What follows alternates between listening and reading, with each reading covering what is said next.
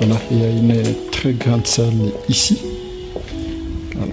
Jusqu'au fond, apprécié par vous-même. Mesdames et messieurs, bonjour. Je vous fais visiter aujourd'hui l'immeuble qui va abriter les bâtiments administratifs dans le secteur de la santé. Voilà, c'est l'enclos ici. On est à l'extérieur. C'est immense. Jusqu'au fond là. Et voilà. Voilà. Je vous fais visiter les... Allons-y. Ça c'est l'entrée. C'est la première entrée. Il y a d'autres entrées qui sont là. Et des sorties.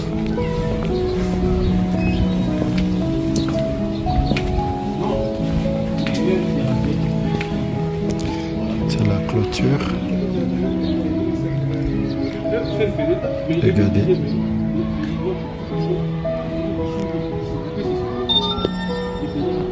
Je vous amène à l'intérieur de ces bâtiments. Admirez tout simplement l'architecture ici. Le bâtiment sera bientôt inauguré par le président de la République.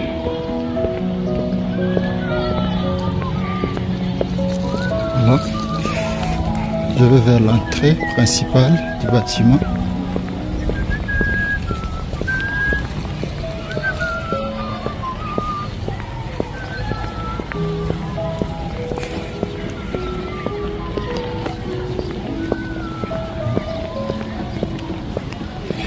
Je vais vous présenter d'abord des maquettes qui ont été travaillées, qui montrent à fond ces bâtiments, tels que vous les voyez ici.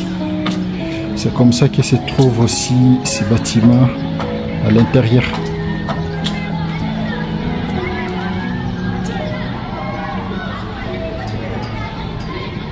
Allons-y à l'intérieur, je vous montre. Et voilà, le salon est là.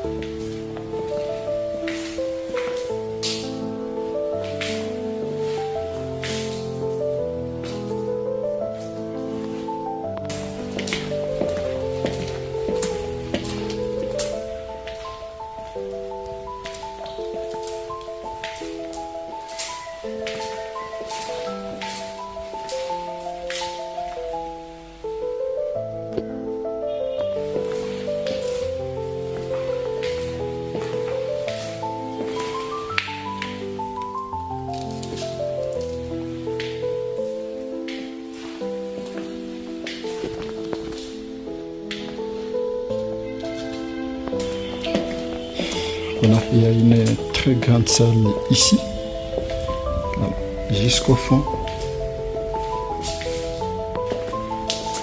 Il y a une autre ici,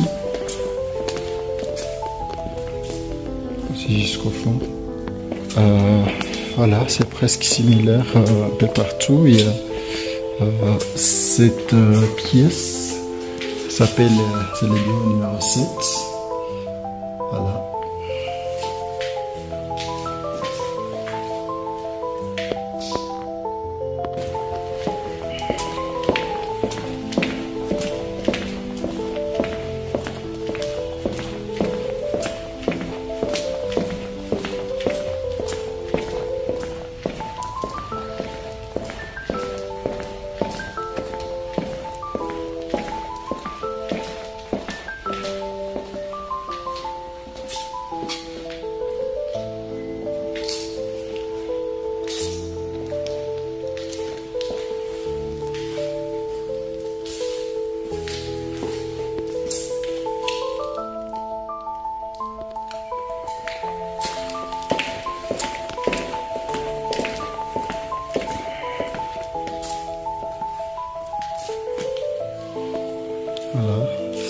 presque la même chose.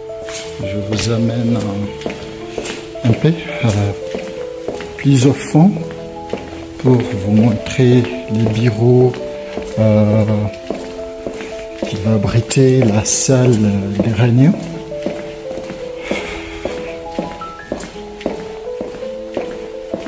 De part et d'autre, à gauche, à droite, ça c'est les escaliers vers les deuxièmes niveaux. Voilà.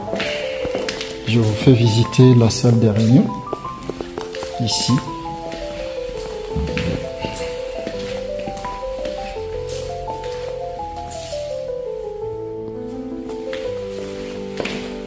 Appréciez par vous-même.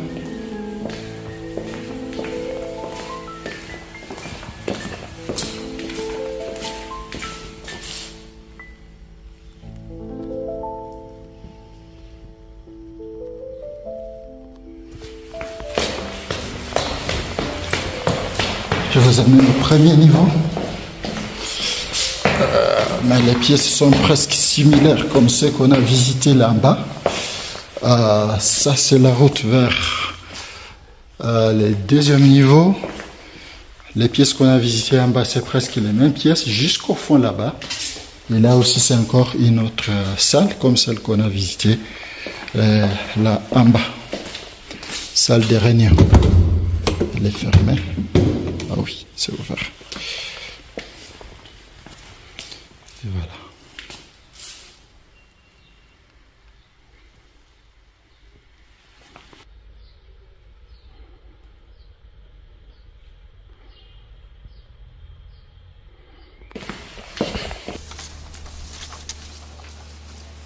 Excellence, Monsieur le Président de la République, chef de l'État, avec l'expression de mes hommages le plus déférents. La distinguée Première Dame, avec l'expression de ma profonde considération. Honorables députés, sénateurs, Excellences, Mesdames et Messieurs les membres du gouvernement, honorables présidents de l'Assemblée provinciale, honorables députés provinciaux, distingués membres du corps diplomatique, Mesdames et Messieurs, membres du gouvernement provincial, vénérés chefs coutumiers, représentants du pouvoir central, Mesdames et Messieurs, estimés et distingués invités en vos titres et qualités respectifs. Les Saintes Écritures déclarent « Si l'Éternel n'est bâti la maison, ceux qui la bâtissent travaillent en vain. » C'est pourquoi, avant toute chose, je glorifie le nom de l'Éternel Dieu, qui nous permet d'œuvrer pour la construction de notre très chère province, qu'il soit loué au siècle des siècles. Dignement et fièrement, je rends mes hommages le plus déférents à son Excellence Félix-Antoine Tshisekedi Tshilombo, président de la République, chef de l'État, visionnaire de la reconstruction nationale, en dépit de l'agression dont notre pays est victime. Je salue particulièrement, avec force et conviction, son rôle de commandant suprême des FARDC de la PNC pour sa détermination à défendre notre nation face aux ennemis et pour son courage face aux traîtres dont les masques tombent désormais aux yeux du monde entier.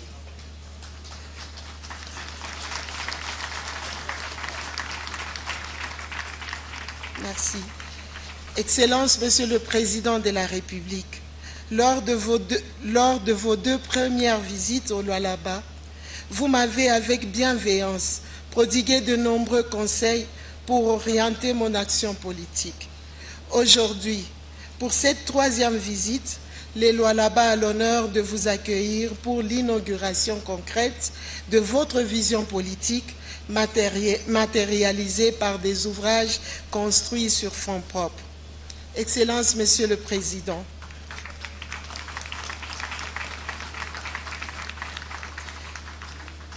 Excellences, Mesdames et Messieurs, trois efficacités des services publics. Présentation des ouvrages. Le nouveau bâtiment du gouvernorat, érigé sur une superficie de 4 827 mètres carrés, ces bâtiments traduisent la volonté du gouvernement provincial de doter la province d'infrastructures moderne. Il se compose de 2 blocs principaux.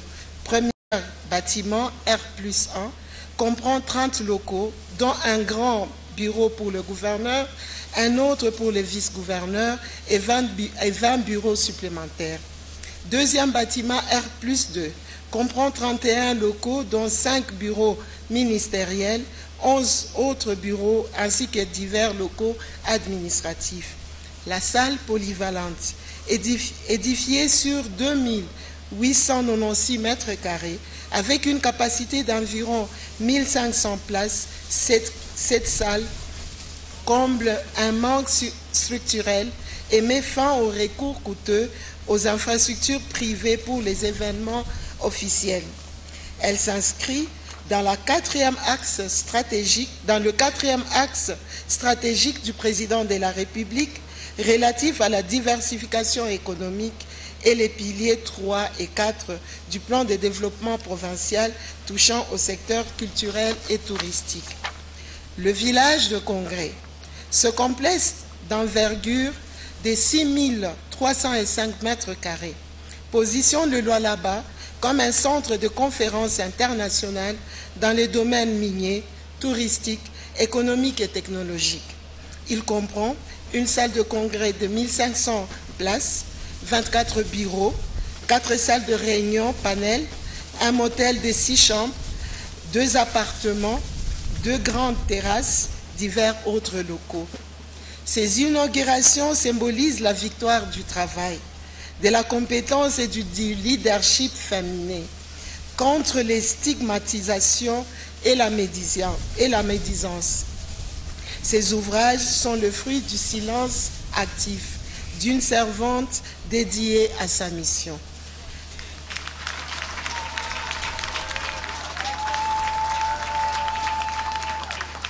Merci. Excellence, Monsieur le Président de la République, votre présence aujourd'hui au Lualaba, en compagnie de la très distinguée Première Dame, est un signal fort de votre engagement pour le développement et le renforcement de l'autorité de l'État sur toute l'étendue du pays. Au nom de la population du Lualaba et en mon nom personnel, au nom de toutes, je vous dis sincèrement merci. Merci. Merci pour votre leadership. Merci pour votre confiance. Merci pour votre présence dans les Lualaba. Baba wa Taifa, karibu sana, karibu Lualaba, karibu kwako. Que Dieu bénisse la République démocratique du Congo et son président. Que vive la province du Lualaba. Que Dieu nous bénisse tous. Je vous remercie. Mouyaya, qui vient d'arriver d'ailleurs. Excellent, je préférais vous mettre au milieu pour que nous puissions échanger avec vous et Giscard Koussema. En fait, vous êtes arrivé quelques minutes ou quelques heures avant l'avion du président de la République, parce que vous devrez organiser cette communication institutionnelle et suivre de près la 12e session de la conférence des gouverneurs et accompagner les chefs de l'État dans la série d'inauguration. Nous parlons de près de 15 ouvrages à inaugurer, dont cette salle qui est derrière nous, ces bâtiments. D'après vous, c'est quelle symbolique, monsieur le ministre? Écoutez, c'est la symbolique que les mines ne servent pas qu'à ceux qui sont à l'extérieur, mais qu'elles servent aussi à construire. Nous étions ici avec la première ministre et chef du gouvernement pour le KBM. Nous avons donc eu les privilèges de regarder. Et lorsqu'on nous disait que ce sera prêt pour la conférence de gouverneurs, personne n'y croyait. Je crois qu'ici, il y a lieu de rendre hommage à la gouverneure et à toute son équipe parce qu'ils travaillent assidûment pour que la vision du président de la République puisse être bien implémentée dans cette province. Nous étions ici il y a 3 semaines et c'est que nous voyons aujourd'hui comparativement à ce qu'on a vu. On a vu qu'il y a des changements. Les changements arrivent lorsqu'il y a la volonté, lorsqu'il y a une vision. Et je pense que le passage de la conférence de gouverneurs ici après Kalemi, c'est aussi une symbolique de voir comment les provinces peuvent entre elles interagir et voir dans quelle mesure ils peuvent partager les bonnes pratiques, chacune suivant son potentiel, pour voir comment ça peut se construire. L'idée d'ailleurs du président de la République d'avoir cette conférence de gouverneurs de manière tournante à province est illustrative justement de cette volonté de s'assurer que partout il y a des points et des pôles de développement. Partout, il y a des points et des pôles de développement. Revenons à la 12e session de la conférence des gouverneurs. Dans l'opinion, il y a des résolutions qui sont prises, des décisions qui sont prises, mais qui tardent à être appliquées. J'ai fait allusion ici à la caisse des péréquations. Toutes les provinces n'ont pas les mêmes atouts. Et cette caisse des péréquations pouvait suppléer à certaines provinces qui en ont besoin. Bon, écoutez, sur la caisse de péréquation, il faut qu'il y ait d'abord une compréhension globale. La caisse des péréquations, c'est une caisse où on prélève une quotité dans ce qui est produit pour compenser les retards en investissement. La caisse des péréquations ne sert pas à financer, par exemple, le fonctionnement de province. Il y a des dirigeants qui ont été nommés, je présume peut-être qu'ils seront associés aux travaux tout à l'heure. Il est important qu'on comprenne son fonctionnement, mais il est surtout important de regarder que pour la première fois, en tout cas depuis des longues années, au niveau du gouvernement, nous avons décidé, sous la conduite du président de la République, d'investir massivement dans les provinces, notamment à travers les 145 territoires. Aujourd'hui, on en parle peut-être peu, mais en anglais, on dirait c'est un game changer.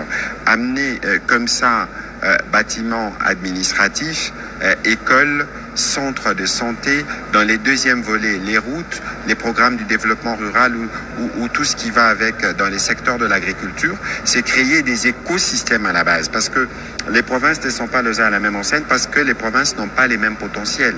Mais aujourd'hui, moi, je suis sûr que toutes les 26 provinces de la RDC sont en capacité de produire de l'argent, sont en capacité de répondre ne fût-ce qu'aux besoins prioritaires de province, tels que prévus par la Constitution, des besoins en santé, en éducation, en agriculture, et nous nous assurons que cela se fasse dans le cadre du gouvernement de la Première ministre Judith Suminwa. Monsieur le ministre, ça c'est le constat d'un journaliste, je fais le tour de la ville et comme il y a plusieurs bretelles qui sont asphaltées, je suis tombé sur une route construite par un bourgmestre ici. Il y a 2 communes, je rappelle, et je veux une route et on me dit cette route a été construite par un bourgmestre. Et plus loin j'avance, je vois la maison communale également construite. Cela devrait faire des émules. Mais écoutez, ici, nous sommes dans une ville où il y a justement la vision. Et vous savez, cher Giscard, les développements de la République démocratique du Congo doivent partir de la base. C'est même en cela le secret derrière les 145 territoires. Mais maintenant, il faut que toutes les autorités qui sont à la base, en commençant par les bourgmestres, soient les premiers qui puissent être en mesure de donner des réponses. Parce que très souvent, on a la tendance de regarder en haut. On veut regarder le gouverneur, on veut regarder la première ministre, on veut regarder les présidents de la République, alors qu'on peut avoir des exemples en bas. Et ça, c'est déjà un véritable exemple de comment, à partir de la base, on peut commencer à s'organiser, à trouver des solutions. Les problèmes, c'est pas d'abord un problème de moyens, parce que c'est ça la habituelle, si je peux me permettre de m'exprimer ainsi, c'est d'abord une question de vision. Lorsque vous avez la vision, nous avons toujours des solutions autour de nous, c'est celles que nous pouvons toujours mettre en œuvre. Et ça, c'est un exemple qui doit aussi être suivi. L'information pour éclairer et changer les choses.